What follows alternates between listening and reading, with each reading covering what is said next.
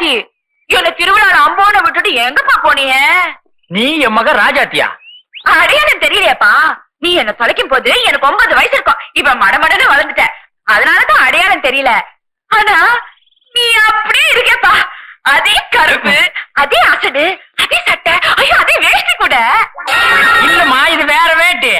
ஆமா, இவ்வளவு நாள் எங்க இருந்த? அதுவா? அப்பா பொண்ணு இங்க வாங்க. அது யாரவன்? இவர்தான் என்ன எடுத்து வளர்த்தப்பா. அது அவர் பொண்ணு. உன்னை காணோன்னு அழுதுட்டு இருந்தேன்னா இவர்தான் அப்பா என்ன காப்பாத்தினாரு. உன் பேர் என்னன்னு கேட்டாரு. கவுண்டர். கவுண்டர்னு சொன்னதுனால கோயம்புத்தூர் ஜில்லாவோட எல்லா ஜில்லாவிலையும் ஊரா தேடிட்டு இருந்தேன். நீ தப்பு பண்ணிட்ட. கோயம்புத்தூர் ஜில்லாவில் மட்டும் தேடி இருக்கணும். ஆமா, இப்ப மட்டும் எப்படி கண்டுபிடிச்சீங்க? அதுவா? அதான்ப்பா, இந்த ஊர்ல பொண்ணை காணும்னு ஒரு கவுண்டரு நாயா பேயா அலைஞ்சிட்டு இருக்கான்னு சொன்னாங்க. ஊர் பேர் வேலங்குடின்னு சொன்னாங்க. உடனே எனக்கு ஒரு ஞாபகம் வந்துருச்சு.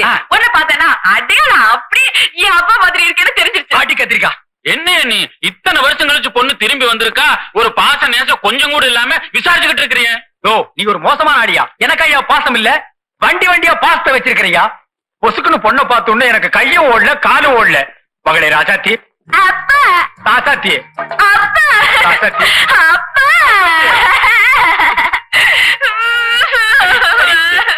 மாதிரி வேடிக்கை பாக்குறாங்க. வீட்டுல போய் பேசிக்கோ.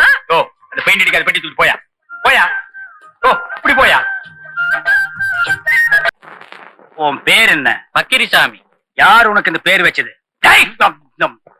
ஏனா நல்லா இருக்கேன்னு சொன்னேன். பக்கிரி, நீ எனக்கு மக்கரி மாதிரி. என் பொண்ணை தேடி கண்டுபிடிச்சு கொடுத்ததுக்கு உனக்கு ஒரு கோடி கும்பிடு. கும்பிடும் வேண்டாம், ஒண்ணும் வேண்டாம். யோ, உன் பொண்ணை வளர்த்தறதுக்கு இது வரைக்கும் 27,000 ரூபாய் செலவாயிருக்கு. உன்னை தேடி கண்டுபிடிக்கிறதுக்கு ஊரா சுத்தின வகையில 13,000 ரூபாய் செலவாயிருக்கு. இதுக்கு வட்டி எல்லாம் சேர்த்து மொத்தம் 94,000 ரூபாய் செலவாயிருக்கு. அதை கொடுத்துட்டு நான் ஊருக்கு போறேன். ஓ மக்கரி, இது பக்கிரி அநியாய வட்டியாது.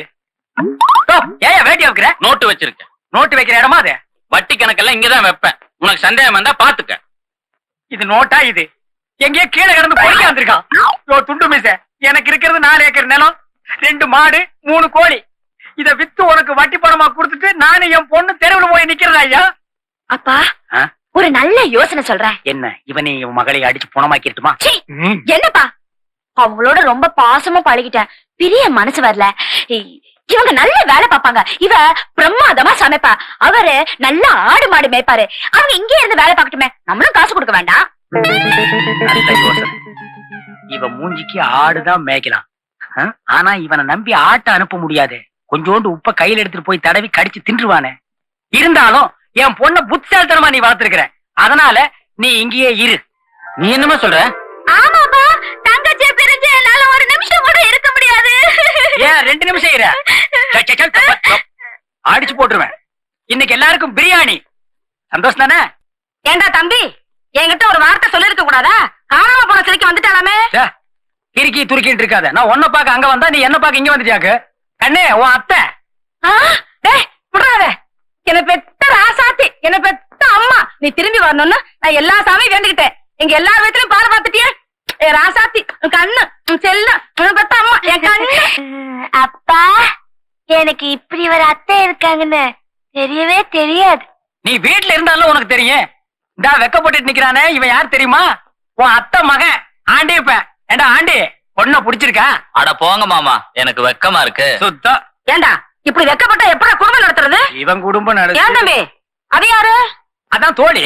கோழியா? என் பொண்ணு கூட வந்த தோழிக்கோ.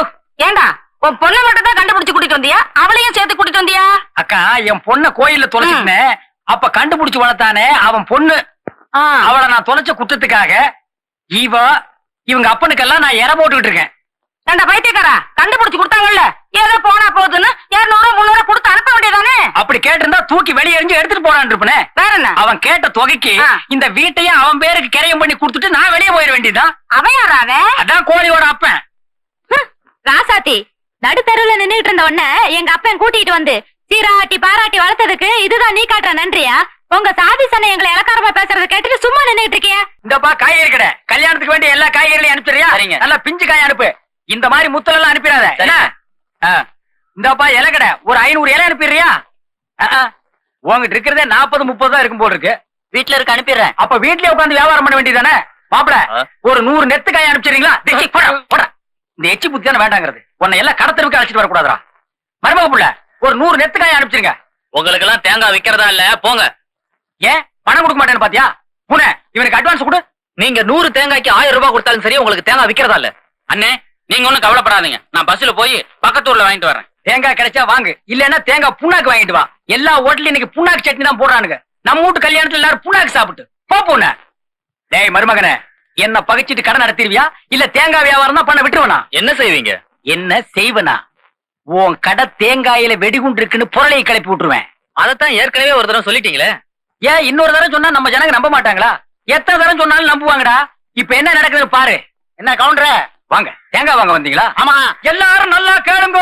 என் மருமகன தேங்காயில வெடிகுண்டு இருக்கு, குறிச்ச காயில ஒரு குண்டு இருக்கு, குறிக்காத இந்த மாதிரி காயில 2 குண்டு இருக்கு. நேத்து ஒருத்த வாங்கிட்டு போய் வீட்டுல உடைச்சு அவன் குடும்பமே செதறி போச்சு. கம்மி விலை தான். வேண்டாம் வேணா, இனிமே வியாபாரம் பண்ணு. எல்லாத்தையும் ஒரு ஓரமா உட்காந்து நெய்ய உடைச்சிட்டு போடா.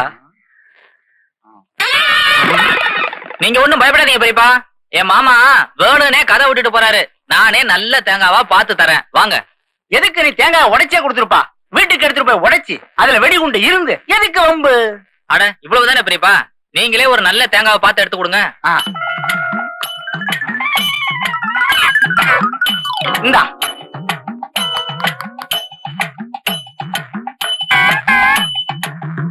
ஐயோ ஐயோ ஐயோ